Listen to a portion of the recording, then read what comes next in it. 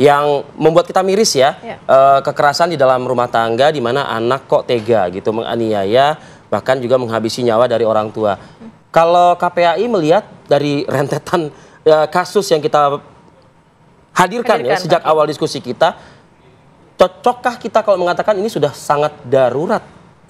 Sebenarnya kalau darurat sudah beberapa tahun terakhir ini darurat harusnya. Gitu. Data Simponi PPA yang dikelola oleh Kementerian PPPA menunjukkan 18.000 anak itu menjadi korban kekerasan.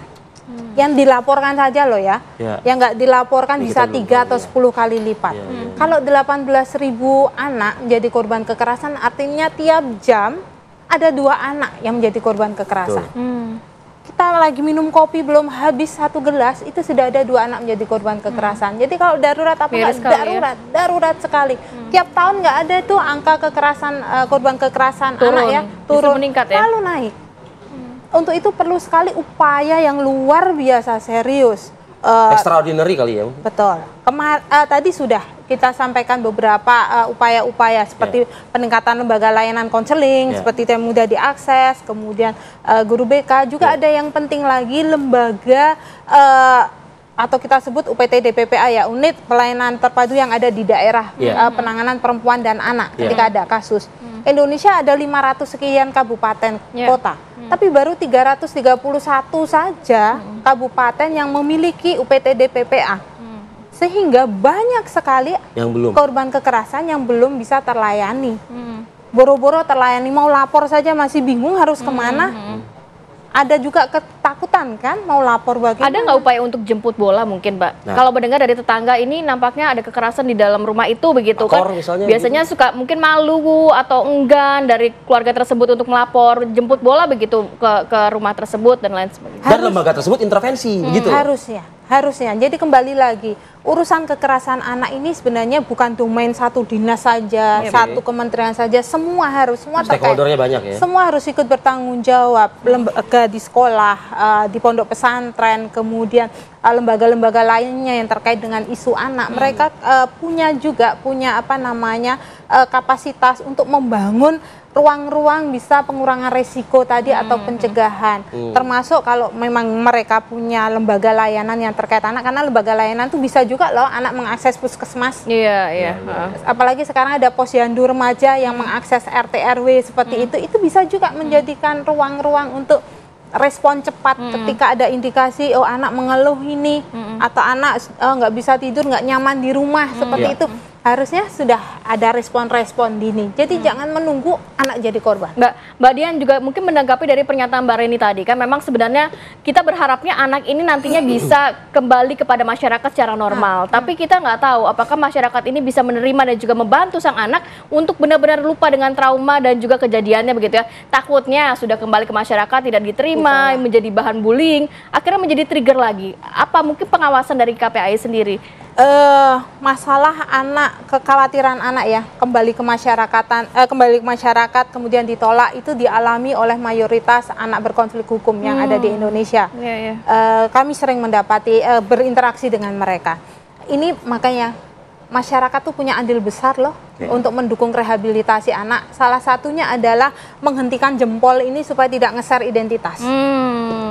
Kemudian menghentikan jempol ini supaya tidak ikut menghakimi. Ucapan atau ketikan kita di media sosial itu akan tercatat lama dan itu bisa juga terbaca oleh anak atau mungkin terbaca oleh orang-orang di sekitar anak sehingga ikut menghakimi juga. Nah, ini derita anak akan semakin meningkat, betul.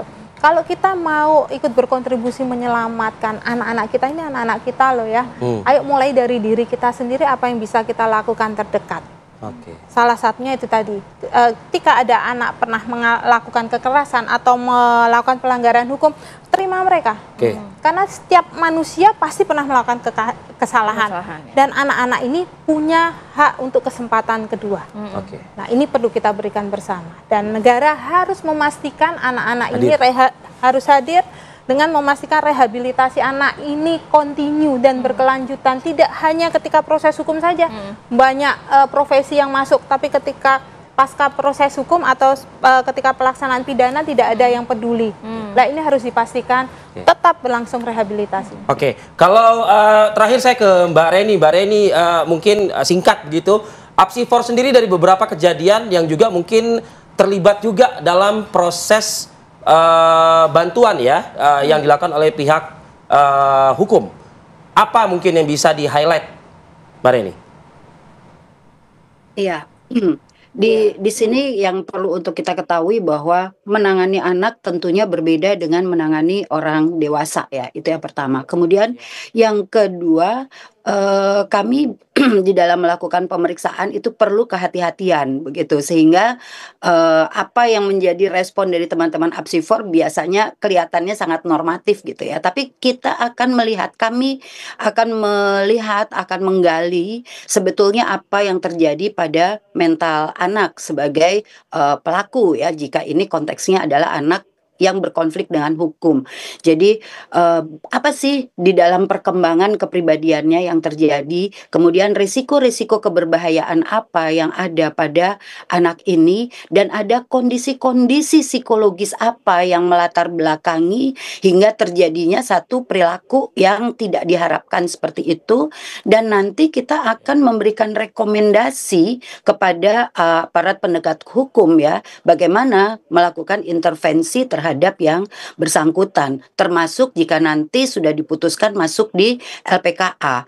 Nah, Apsifor juga kerap dimintai bantuan untuk merancang satu proses ya, proses rehabilitasi di sepertiga masa hukuman yang pertama atau masa anak-anak ini masuk ke LPKA. Mereka harus punya insight terhadap perilakunya, dibuat satu situasi mereka menyadari bahwa ini keliru, dan mereka setelah sepertiga masa adaptasi mereka punya insight, akan ada di sepertiga masa berikutnya itu adalah masa di mana mereka harus mengkoreksi. Jadi mengoreksi apa yang telah salah di dalam perilakunya dalam rangka menurunkan risiko keberbahayaannya. Nah, kemudian di sepertiga akhir itu ada program-program untuk menyiapkan bagaimana nanti mereka jika kembali ke masyarakat begitu, yang orientasinya lebih kepada individu anak ini begitu. Seperti itu yang dilakukan di dalam sebuah keterlibatan psikologi di dalam proses hukum terhadap anak. Baik, Mbak Reni, terima kasih ya waktunya pagi ini, dan semoga apa yang kita diskusikan bersama juga dengan KPAI menjadi perhatian buat kita semua ya. Amin. Banyak stakeholder yang perlu terlibat, yang perlu eksis dalam kasus-kasus seperti ini. Ya, terima kasih banyak Mbak Dian dan juga Mbak Reni. Sehat selalu. Assalamualaikum. Oke, kita harus saja pemirsa untuk jeda dulu sejenak. Nanti kita hadirkan perbincangan gebrakan dari pemerintahan Prabowo Subianto, di mana banyak sekali program-program yang akan dilakukan pada tahun ini dan juga tahun-tahun ke depannya. Apakah akan efektif nantinya? Kita akan hadirkan informasi dan juga perbincangannya saat lagi.